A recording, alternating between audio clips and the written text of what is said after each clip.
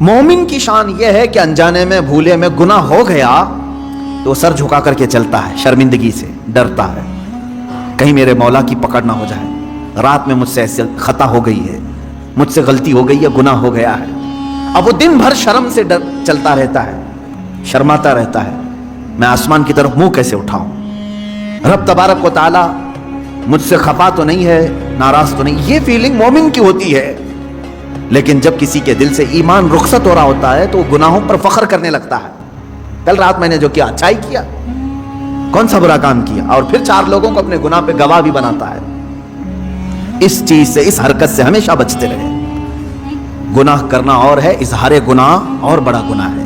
دوسری چیز فحش کلامی، یعنی مذاق میں بھی ہو، ایسا مذاق کرنا جس میں غلاظتوں کا ذکر آئے، چاہے وہ شہوت کی باتیں ہوں، عورتوں کی باتیں ہوں، مردوں کی باتیں ہوں، اس طرح کی باتیں کرنا جو آپ اپنے ماں باپ کے ساتھ اور اپنے بیٹے بیٹیوں کے ساتھ کرنا مناسب نہیں سمجھتے، یہ وہ فحش کلامی ہے جو دوستوں کے ساتھ اکثر لوگ کر جاتے ہیں۔ میرے عزیزو، ایک اس میں سے ایکسیپشن ہے، اس کو فحش نہیں کہیں گے، فحش نہیں۔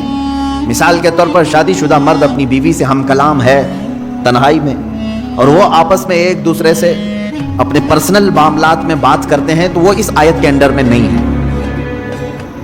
اس کی اجازت ہے ان کے لیے، وہ اس آیت کے انڈر میں نہیں ہے۔ مرد اپنی عورت کی تعریف کرے، اگر اس کے چہرے کی، اس کی خوبصورتی کی تعریف کرے، تو یہ اس آیت کے انڈر میں نہیں آئے گا کہ برائیوں کا اس نے علی الاعلان تذکرہ کیا، نہیں۔ وہی اپنی بیوی کے ساتھ گزارے ہوئے معاملات دوسرے دن آ کر کے دوستوں کو بتاتا ہے تو یہی گناہ بن جائے گا۔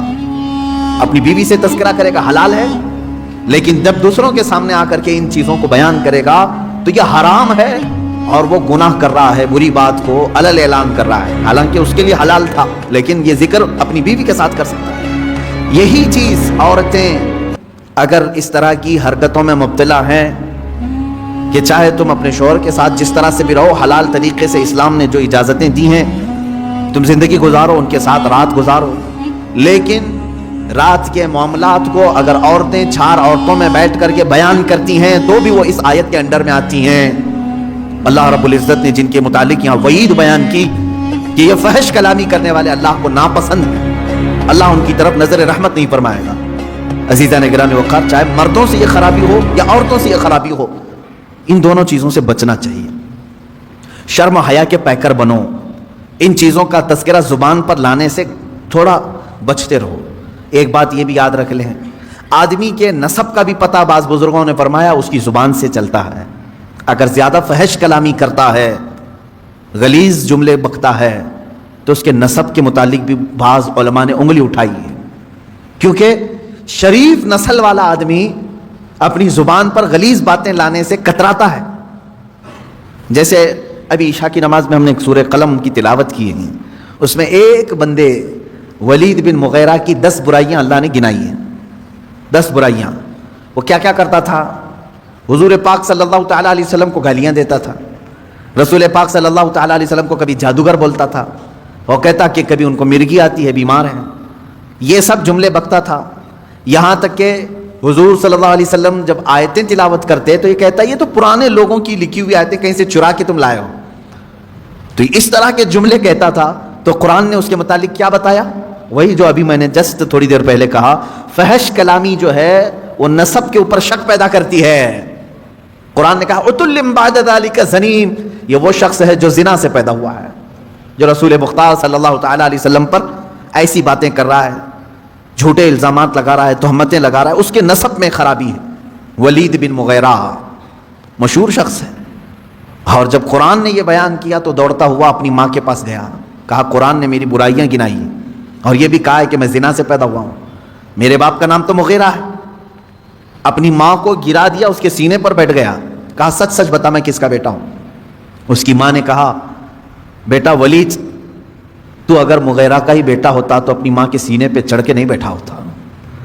بات در حقیقت یہ ہے، بکریاں چرانے والے ایک آدمی سے مجھے عشق ہو گیا تھا، میں نے اس کے ساتھ بدکاری کر لی، میں نے اس چرواہے سے زنا کر لیا، اسی نطفے سے تو پیدا ہوا۔ ماں نے اس شک کو بھی دور کر دیا، قرآن نے جو بتایا وہ حق ہو کر نکلا۔ یہاں سے پتہ چلتا ہے کہ ہر گستاخ رسول کا نطفہ پلید ہے.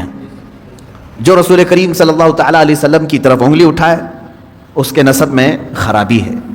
اور دوسری بات جو میں نے ابھی بتائی، فحش کلامی کرنے والا، غلیظ باتیں کرنے والا، وہ بھی اپنے نسب پر شک پیدا کر دیتا ہے لوگوں کے دل میں.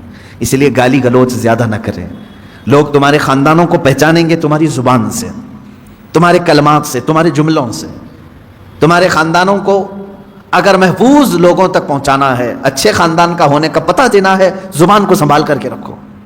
اگر تمہاری زبان بہکتی ہے، بات بات پر گالی سے بات کرتے ہو، تو پھر اہل علم تو سمجھ جائیں گے، عام لوگ سمجھیں یا نہ سمجھیں، ہم سمجھ جائیں گے، یا جو اہل علم ہے وہ سمجھیں گے کہ اس کی زبان پر جو غلاظتیں ہیں اس میں کسی اور کی خطا بھی ہو سکتی ہے، اس کے نسب کی خرابی ہو سکتی ہے. خاندان کا پتہ دیتی ہیں ایسی چیزیں.